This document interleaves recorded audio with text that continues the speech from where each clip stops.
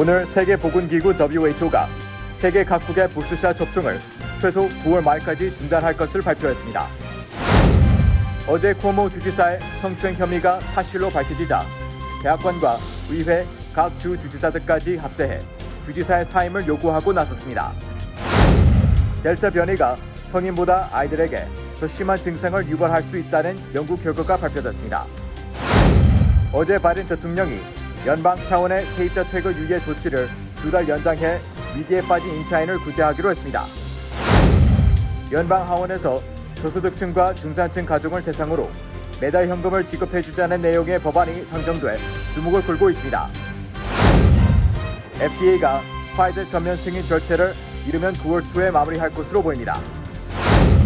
샌프란시스코 보건당국이 얀센 백신 접종자들에게 파이저나 모더나 백신을 2차로 맞을 수 있도록 허용했습니다. 연방항소법원이 논란이 가결됐던 대학의 백신 접종 의무화가 정당하다는 1심 판결을 확인했습니다.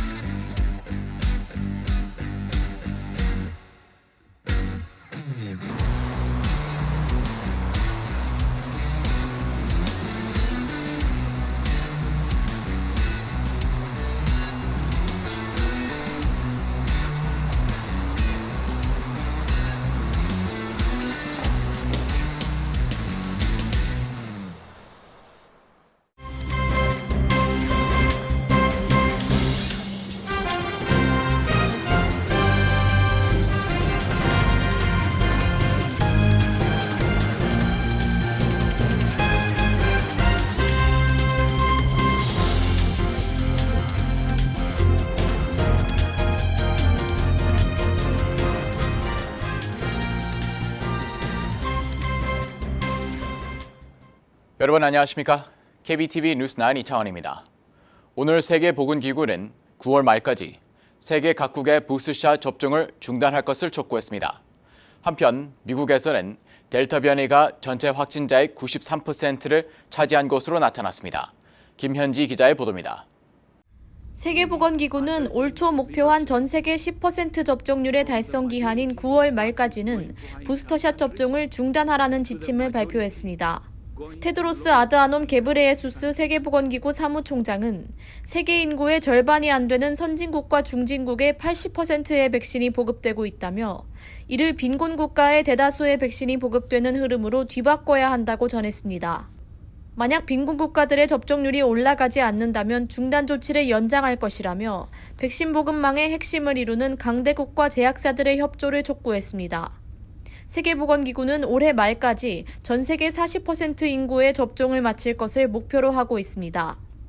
최근 이스라엘은 세계 최초로 노인 계층의 부스터샷 접종을 시작했고 독일, 영국, 아랍에미리트 등 국가에서도 이와 같은 수순을 밟을 것이라고 선언했습니다. 현재 미국 정부는 부스터샷 필요성을 부인했지만 질병통제예방센터 측의 지침 변경 논의가 진행 중인 것으로 알려졌습니다. 어제 앤소니 파우치 국립알레르기 감염병 연구소 소장은 면역 취약계층에 부스터샷을 접종해야 한다는 의견을 내놨습니다. 특히 자가 면역 질환이 있거나 항암 치료를 받은 사람 등에는 부스터샷 접종이 시급하다고 전했습니다. 파우치 소장은 또한 변이 바이러스가 면역이 취약한 사람의 신체에서 진화했을 가능성이 높다고 말했는데 감염 후 회복까지 기간이 길어 바이러스가 변이를 거듭할 시간이 있었다는 것입니다. 한편 CNN에 따르면 지난 5월 말 미국 전체 확진의 3%를 차지했던 델타 변이는 2달간 급증해 7월 마지막 주 93.4%를 차지했습니다. 아이오와, 캔자스, 미주리, 네브라스카 등 주에서는 98%를 차지하는 것으로 나타났습니다. 또한 지난주 전국 일일 평균 확진자 수는 작년 팬데믹 절정기보다 높은 것으로 기록됐는데 그중 3분의 1이 플로리다와 텍사스에서 발생했습니다. 전국 약 5만 6천 명의 입원자 중 플로리다 입원자는 약 11,500명으로 가장 높으며 주내 병원들 다수에서 코로나19 입원자 최고 기록을 경신하고 있습니다. KBTV 뉴스 김현지입니다. 어제 뉴욕 검찰이 쿠오모 뉴욕 주지사의 성추행 혐의를 사실로 확정 발표한 이후 바이든 대통령을 비롯한 연방 임원들 그리고 인근의 민주당 주 당국들까지 쿠오모의 주지사직 사임 요구가 빗발치고 있습니다. 김현지 기자의 보도입니다. 어제 뉴욕 검찰총장은 쿠오모 주지사에 제기된 부하 직원 등 11명 여성에 대한 성추행 혐의를 사실로 확정했습니다.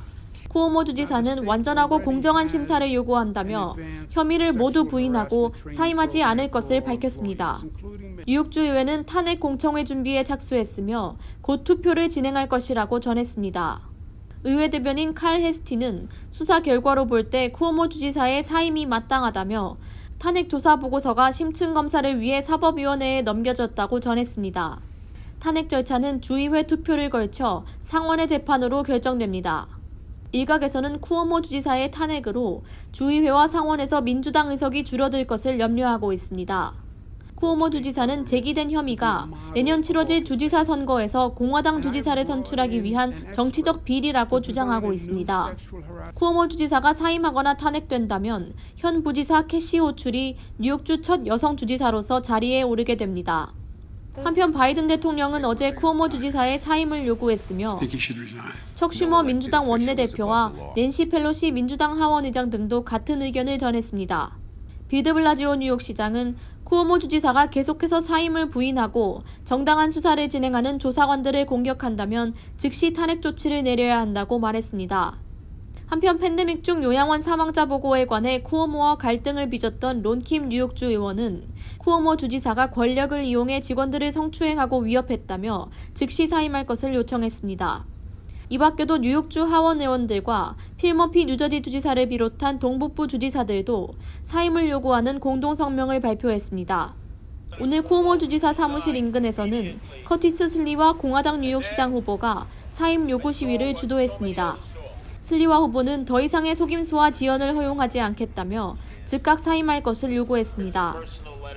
여론조사기관 마리스트 폴에 의하면 59%의 뉴욕 주민이 쿠오모 주지사의 사임에 찬성했으며 10명 중 6명은 사임하지 않을 경우 탄핵에 찬성하는 것으로 나타났습니다. 한편 혐의를 제기한 11명 여성 중 1명인 샬롯 베넷은 쿠오모가 사임을 부인한다면 탄핵 절차를 조속히 진행할 것을 당국에 요청했습니다. 그녀는 주지사가 자신을 성추행과 멘토로서의 지도를 구분하지 못하는 사람으로 비춰지도록 한다며 증언과 사실들이 존재한다고 말했습니다. It wasn't an apology, and he didn't take accountability for his actions and then say he didn't do anything wrong. He blamed me and said that I simply misinterpreted what he had said, which is not only insulting to me, but every survivor who listened to him yesterday.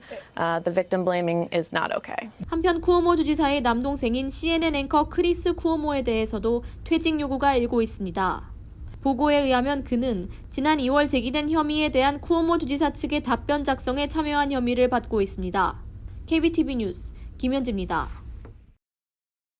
델타 변이가 성인보다 아이들에게 더욱 심한 증상을 유발할 수 있다는 초기 연구 결과가 발표됐습니다. 한편 미소리주의 한 병원에서 공개한 코로나19 백신 접종자와 미접종자의 폐 엑스레이 사진이 화제가 되고 있습니다. 병원은 두 사진의 비교를 통해 백신이 폐의 손상을 막을 수 있음을 보여준다고 전했습니다. 김현지 기자의 보도입니다. 프랜시스 콜린스 국립보건기관장은 최근 아동 입원자가 증가한 병원들과 싱가폴, 스코틀랜드, 캐나다 등의 연구에 따르면 델타 변이가 연령층에 따라 더 심각한 증상을 일으키는 것으로 전망했습니다. 아이들은 성인보다 증상을 보일 확률이 낮지만 심각한 증상을 보이는 사례들이 증가하고 있어 기존과 같이 어리다고 해서 안심할 수는 없다고 말했습니다. 또한 콜린스 기관장은 백신 접종이 불가한 12세 미만 아동은 감염 가능성이 있는 곳에 방문을 삼가야 하고 학교에서 마스크를 착용해야 한다고 주장했습니다. 어린 입원자가 증가한 루이지애나, 아칸소, 알라바마, 플로리다 등 병원들에서는 많은 아동이 중환자실로 배정됐는데 백신을 접종받지 않은 아이들의 상황이 가장 심각한 것으로 보고됐습니다. 루이지애나에서는 지난주 전체 11,000명 중 아동 확진자가 2,000명을 차지했습니다. 한편 미주리 세인트루이스의 한 병원에서는 백신 접종자와 미접종자의 엑스레이 사진을 비교하며 백신 접종으로 심각한 폐의 손상을 막을 수 있을 것으로 전망했습니다. 세인트루이스 의과대학의 가산 카멜 박사는 미접종자의 엑스레이 사진은 뿌옇게 드리워져 있는데 이는 코로나19 염증이 지속되는 것일 수 있다고 설명했습니다. 사진의 경우 인공호흡기를 사용하거나 생명 유지 장치에 의존해야 할 수도 있다고 밝혔습니다. 반면 백신을 맞은 환자의 엑스레이 사진은 검은 부분이 많았는데 이는 폐가 공기로 채워진 것이라고 설명했습니다. 그는 백신 접종자들이 중환자실에서 치료받는 경우는 없는 반면 백신을 맞지 않은 젊은 사람들 중 생명 유지 장치를 사용할 정도로 증상이 심각해지는 사례가 늘어나고 있다고 말했습니다. KBTV 뉴스 김현지입니다. 연방 차원의 세입자 퇴거 유예 조치가 지난달 말로 종료된 가운데 조 바이든 행정부가 이를 60일 연장하는 방안을 내놨습니다. 코로나19 재확산 지역을 중심으로 집세를 못 내 쫓겨날 위기에 처한 임차인들을 살리기 위한 것입니다. 질병통제예방센터는 코로나19 감염률이 높은 카운티에서의 임차인 퇴거를 금지하는 새로운 유예 조치를 발표했다고 언론들이 보도했습니다.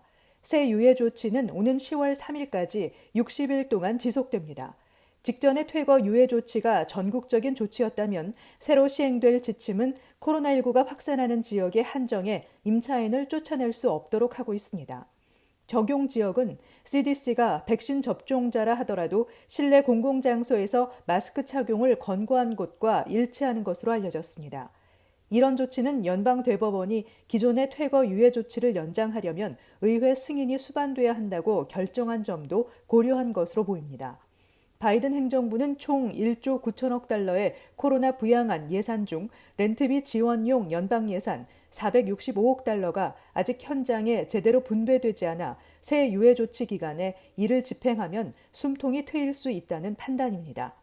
앞서 CDC는 렌트를 못 내는 세입자들이 쫓겨나 코로나19에 노출되는 사태를 막고자 지난해 9월 퇴거 유예 조치를 도입했습니다.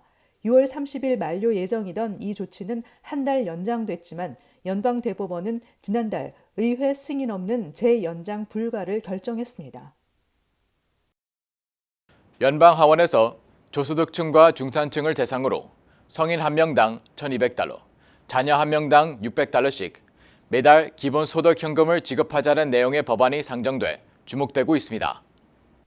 일한 오마르 연방하원 의원은 국가보장소득 프로그램, 즉 현금 지원 법안을 추진한다고 밝혔습니다. 법안에 따르면 18세 이상 성인의 경우 월 1,200달러, 미성년자는 월 600달러를 지급하게 됩니다. 4인 가족일 경우 연소득으로 43,200달러가 보장되는 셈입니다. 이 법안에 따르면 수혜 자격은 연소득 7만 5천 달러 미만 개인이나 연소득 11만 2,500달러 미만 가정입니다. 그 이상의 소득자일 경우 초과소득 100달러당 지원액은 5달러씩 삭감 지급 등 구체적인 내용이 포함되어 있습니다. 또 코로나19 현금 지원금과 달리 불법 체류자나 은행 계좌가 없는 사람들도 수혜 대상에 포함됩니다. 이 같은 내용의 기본소득 지급을 2023년부터 2027년까지 지역별 시범 프로그램 방식으로 운영하고 이 결과를 토대로 2028년부터 전국적으로 시행하자는 것이 법안의 주요 내용입니다. 이 법안은 오마르 의원과 함께 프라밀라 자야팔 연방 하원 의원 등 총 5명의 민주당 의원이 공동으로 추진 중입니다. 민주당 의원들은 당초 성인 2,000달러, 자녀 1,000달러씩 매일 지급하는 내용의 지원안을 추진했지만 금액을 낮춘 것입니다. FDA가 지난 5월 전면 승인을 신청한 제약사 화이자를 우선 승인 검토 대상으로 지정하고 이르면 내달 초에 처리할 전망입니다. 현재 미국에서 사용되고 있는 화이자와 모더나 그리고 존슨앤존슨 백신은 FDA로부터 긴급 사용 승인만 받은 상태입니다. 자세한 소식 김은지 기자가 전해드립니다.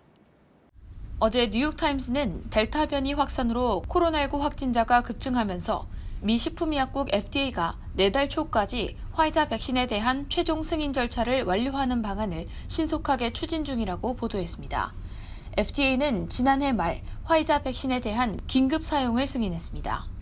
이와 관련 조 바이든 대통령은 지난주 초가을까지 완전 승인을 기대한다고 밝힌 바 있으며 FDA 내부적으로는 9월 첫째 주 월요일인 노동절이나 그 이전까지 승인 절차를 완료한다는 계획을 추진하고 있는 것으로 전해지고 있습니다. 어제 뉴욕타임스에 따르면 한 차례 이상 백신을 맞은 미국민은 모두 1억 9,200만 명으로 전체 성인 인구의 70%에 달하지만 접종 속도 자체는 최근 들어 급격히 떨어지고 있습니다. 백신을 맞지 않은 미국인 10명 가운데 3명은 백신이 완전 승인된다면 접종 의향이 있다고 밝히고 있어 FDA 승인이 백신 거부 상황을 타개할 돌파구로 주목받고 있습니다. 현재 긴급 승인 상태인 화이자 백신이 곧 공식적으로 최종 승인을 받으면 공공기관을 비롯해 다수의 대학과 의료기관 등에서 백신 접종을 의무화할 예정이어서 최근 감소하고 있는 접종률을 끌어올릴 수 있을 것으로 기대되고 있습니다. 뉴욕타임스는 우선 백신 접종을 의무화한 대부분의 연방 공무원과 달리 군인 130여만 명은 아직 FDA 최종 승인을 기다리고 있다고 전했습니다. 샌프란시스코 역시 최종 승인 이후 시 공무원 백신 접종을 의무화할 예정이고 뉴욕 주립대 등 다수의 대학도 학생들의 의무 접종을 위해 FDA 결정을 기다리고 있습니다. 한편 모더나의 경우 지난 6월 1일 최종 승인을 신청했지만 아직 자료 제출이 진행 중이고 얀센 백신의 경우 올해 후반기 신청서를 제출할 예정입니다. KBTV 뉴스 김은지입니다. 샌프란시스코 보건당국은 얀센 백신 접종자에게 희망할 경우 화이자나 모더나 백신을 2차로 맞을 수 있도록 했습니다. 당국은 이를 부스샷이라고 부르기래거리며 얀센 백신을 신뢰하는 입장에 변화가 없다고 전했습니다. 김현지 기자의 보도입니다. 샌프란시스코 보건당국은 저커버그 샌프란시스코 종합병원과 함께 얀센 백신 접종자의 추가 접종 신청을 받을 것을 발표했습니다.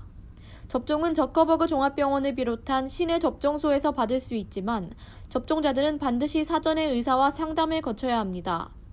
샌프란시스코 공공보건부 차장 나비나 보바는 의사와 상담을 마친 환자들의 문의가 이어져 신청을 받기로 했지만 권장하는 것은 아니라고 밝혔습니다. 또한 얀센 백신이 코로나19와 변이 바이러스에 대해 예방 효과가 있다는 의견에 변함이 없다며 질병통제예방센터의 지침에 따라 현 시점에서는 부스터샷을 권장하지 않는다고 전했습니다. 얀센 백신은 한 차례로 접종이 끝나며 접종 2주 후 완전히 면역 효과가 있는 것으로 간주됩니다. 델타 변이로 전국 확진자가 급증하는 가운데 얀센 백신의 델타 변이에 대한 효과 논란이 일고 있습니다. 최근 연구에서는 얀센 백신이 기존 코로나19보다 델타와 람다 변이의 효과가 떨어진다는 결과가 나왔습니다. 이에 따라 연구진들은 얀센 백신 접종자들이 부스터샷을 맞아야 한다는 의견을 발표했고 일부 접종자들에서 화이자와 모더나 백신을 추가 신청하는 시도가 이어지고 있습니다. 현재 질병통제예방센터와 연방보건부는 대부분의 경우에서 백신의 교차 접종이나 부스터샷이 필요하지 않다는 입장입니다. 한편 얀센 측에서 진행한 연구에서는 얀센 백신이 최소 8개월간 델타 변이에 대해 효과가 있는 것으로 발표했는데 특히 입원과 사망은 85% 예방할 수 있다고 밝혔습니다. 한편 추후 뉴욕대 의과대학의 연구에서는 화이자와 모더나 백신이 얀센 백신보다 델타 변이의 예방 효과가 더욱 강한 것으로 보고했습니다. KBTV 뉴스 김현지입니다. 연방항소법원이 대학 측이 학생들에게 코로나19 백신 접종을 의무화하는 것은 정당하다는 판결을 내렸습니다.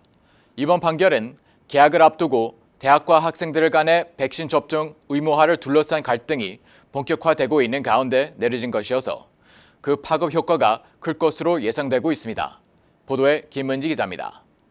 AP통신 등에 따르면 지난 2일 연방항소법원은 인디애나 대학 일부 학생들이 학교 측의 백신 접종 의무화 지침의 철회를 요구하며 제기한 소송 관련 판결에서 대학 측이 공공의 보건과 안전을 위해 학생과 교직원의 백신 접종을 의무화한 것은 문제가 없다고 판시한 1심 판결이 정당하다고 밝혔습니다. 판결문은 단 종교적, 건강상의 이유로 백신 접종을 거부할 경우 예외를 인정해야 한다고 부연했습니다. 이날 판결에 대해 대학 측은 학생과 교직원 안전을 보장하기 위해 우리가 할 수 있는 정당한 권리를 법원이 다시 한번 인정했다며 환영했습니다. 그러나 학생 측 소송 대리를 맡은 변호사는 연방대법원에 판결 재검토를 요청할 계획인 것으로 알려지고 있습니다. 지난 5월 인디애나 대학은 올해 가을 학기에 캠퍼스로 복귀하는 학생은 코로나19 백신을 접종해야 한다며 미접종자는 수강 신청이 취소되고 교내 활동도 금지된다고 발표했습니다. 이에 학생 8명은 헌법에 명시된 개인 기본권 침해 등을 이유로 법원에 이를 금지해달라는 소송을 제기했으며 수천 명의 학생이 이를 지지했습니다. 그러나 1심에 이어 항소심까지 학교 측 손을 들어준 것입니다.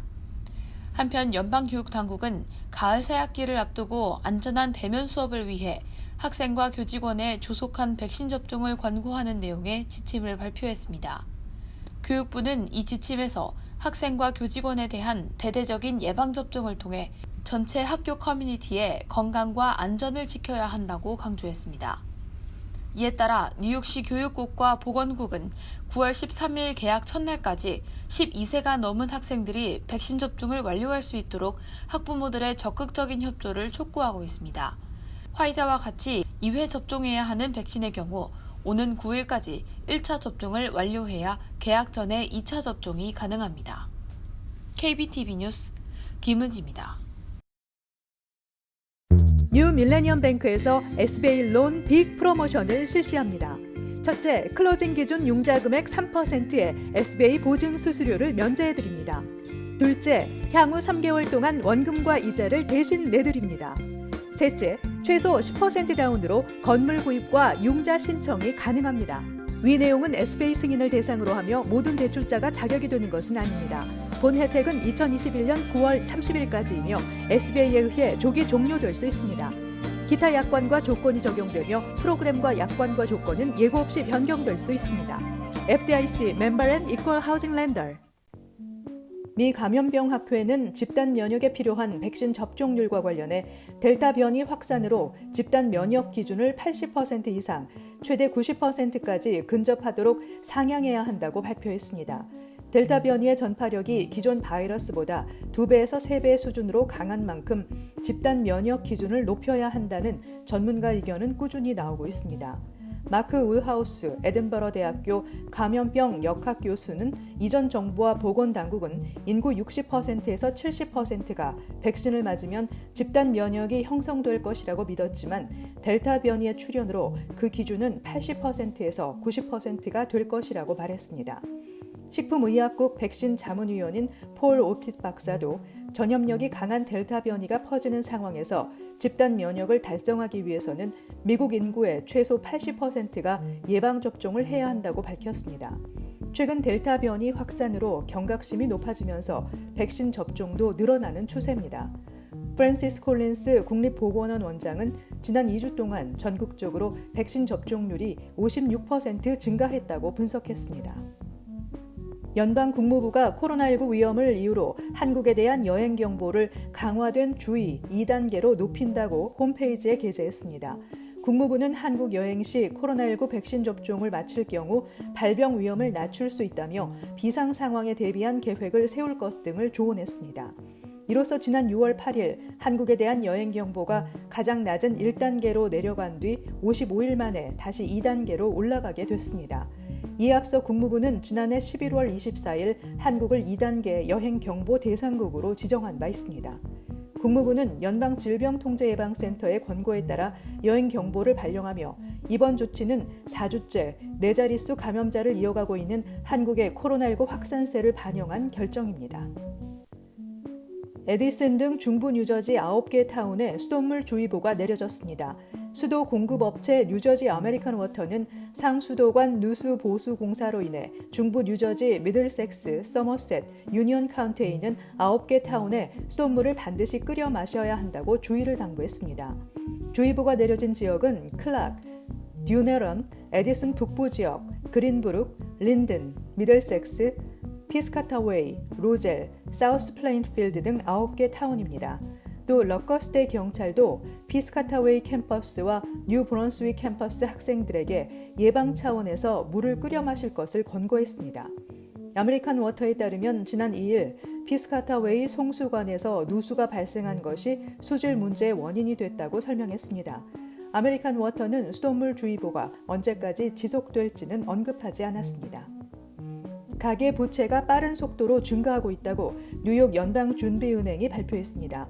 CNN, 팍스뉴스 비즈니스에 따르면 연방준비은행은 가계 부채가 지난 2분기 주택구매, 신용카드 지출 증가에 힘입어 3,130억 달러 증가했다고 밝혔습니다.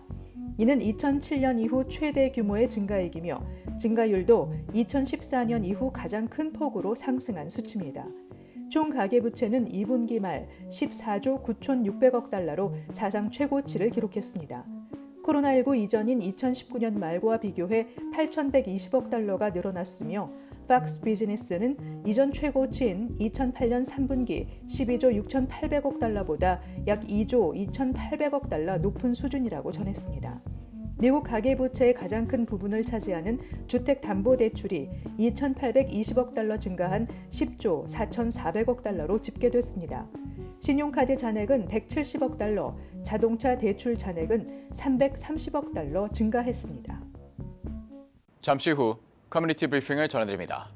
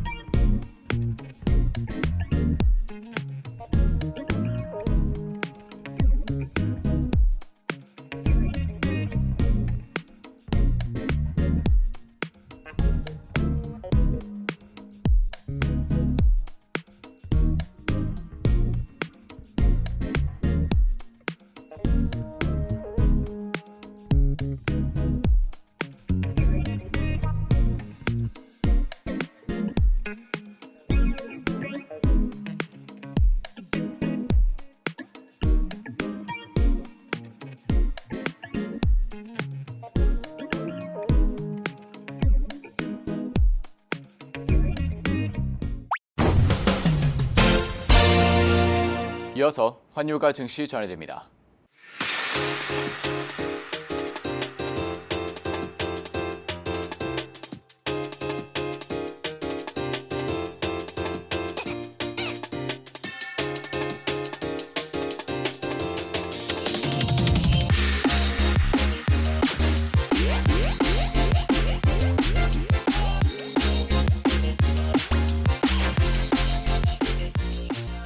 잠시 후 뉴욕과 뉴저지 날씨 전해드립니다.